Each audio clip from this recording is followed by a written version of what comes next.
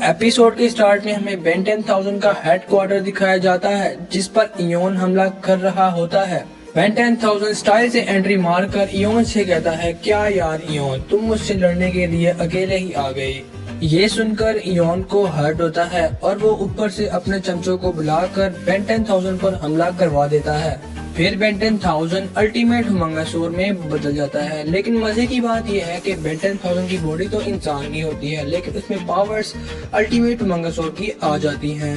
फिर Ben Articuno में बदलकर सभी चमचों को फ्रीज कर देता है और उसके बाद हीट ब्लास्ट में बदलकर सभी को भून देता है। फिर इयोन बेन 10,000 को टाइम रे से मारने की कोशिश करता है, लेकिन तभी बेन क्लॉकवर्क में ट्रांसफॉर्म हो जाता है और इयोन से कहता है कि मेरे पास भी टाइम की ताकतें हैं और इयोन को टाइम रे से तबाह कर देता है। तभी वहाँ पर पैराडॉक्स आते हैं और बेन 10,000 कहता है कि क्या पैराडॉक्स, तुम सब कुछ खत्म होने के बाद आ रहे हो। तो पैराडॉक्स कहते हैं, क्या अभी तो सब कुछ शुरू हुआ है। फिर हम बेन, ग्वेन और केविन को देखते हैं। वो सब एक म्यूजियम की तरफ जा रहे होते हैं। म्यूजियम पहुंचते ही उनको एक जादुई सिंबल वाली प्लेट मिलती है, जिस पर बेन जैसे ही हाथ लगाता है तभी वहाँ पर उसको शॉक लगता है और इयोन के चमचे बाहर आ जाते हैं। वो सभी उन सभी पर हमला करने लग जाते हैं और बेन स्पाइडर मंकी में ट्रांसफॉर्म होकर उन सभी को धोता है। आखिर में वो तीनों इयोन के चमचों को बंदी बना लेते हैं, पर अचानक वो सभी गायब हो जाते हैं। फिर हम बेन 10,000 और पैराडॉक्स को देखते हैं और पैराडॉक्स कहते हैं कि तुम नहीं जीते, तुमने सिर्फ इयोन को अपनी टाइमलाइन के अंदर से रिमूव किया है और खुद के ही पास्ट में भेज दिया है, जब तुम 10 साल के थे और कम ताकतवर भी। और यहाँ पर ग्वेन उस प्लेट के सामने अपना मैजिक करती है, जहाँ पर उसे अपना बचपन और इयोन दिखाई देते हैं और फिर उसे एक जोरदार झटका लगता है और फिर बेन 10,000 और पैराडॉक्स भी यहाँ पर आ जाते हैं। बेन 10,000 को देखकर हैरान हो जाता है। बेन 10,000 से काफी कुछ पूछता है, लेकिन पैराडॉक्स बेन 10,000 को मना कर देते हैं और कहते हैं कि बच्चों को अपना फ्यूचर खुद लिखने दो।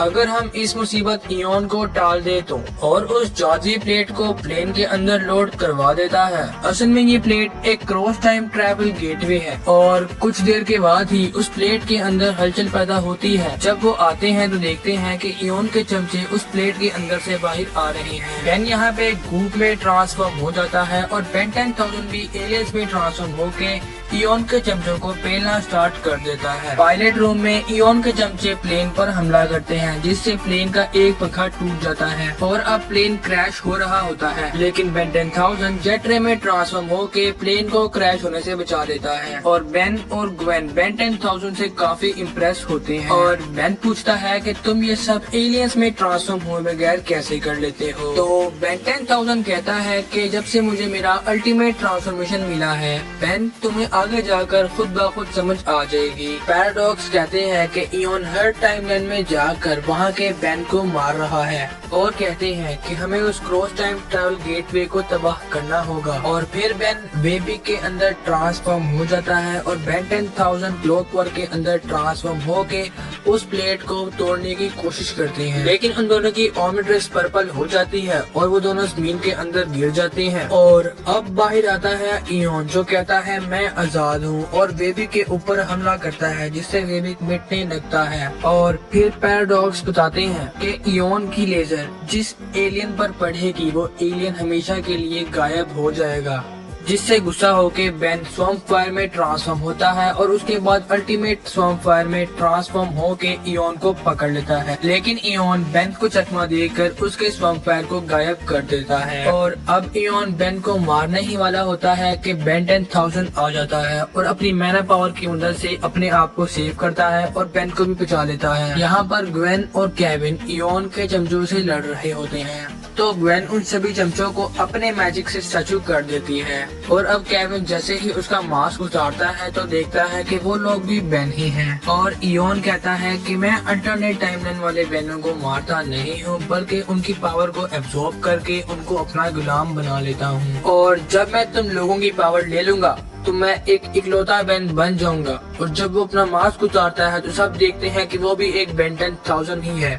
और फिर बेन 10,000 को इयोन को रोकने के लिए कहता है और जटरे के अंदर ट्रांसफॉर्म होके उस प्लेट को तोड़ने लगता है। कुछ देर बाद जब वो प्लेट टूट जाती है तो इयोन अपने आप ही ब्लास्ट हो जाता है और बेन घायल होके उठता है। तो पैराडॉक्स बताते हैं कि तुम्हारी वजह से इयोन मिट गया और जितनी भी टाइमलाइन में उसने गड़बड़ की थी वो थोड़ी देर बाद ही नॉर्मल हो जाएंगी। लेकिन इस चीज की बहुत बड़ी कीमत थी, तुमने अपने स्वॉर्मफायर और वेबिक को खो दिया। लेकिन बेन 10,000 बेन की अल्टीमेटर्स के अंदर वेबिक और कुछ और एलियंस ऐड कर देता है। तो बेन मास्टर कंट्रोल भी मांगता है, लेकिन बेन 10,000 उसे मना कर देता है और कहता है कि एजमन मुझसे बहुत नाराज हो जाएगा। और फिर वो दोनों अपनी टाइमलाइन के अंदर वापस जाते हैं और इसी के साथ ये एपिसोड यहीं पर एंड हो जाता है। अगर वीडियो अच्छी लगी हो तो सब्सक्राइब करना, अगर ना भी लगी हो तब भी सब्सक्राइब करना। तो मिलते हैं नेक्स्ट वीडियो में। ओके।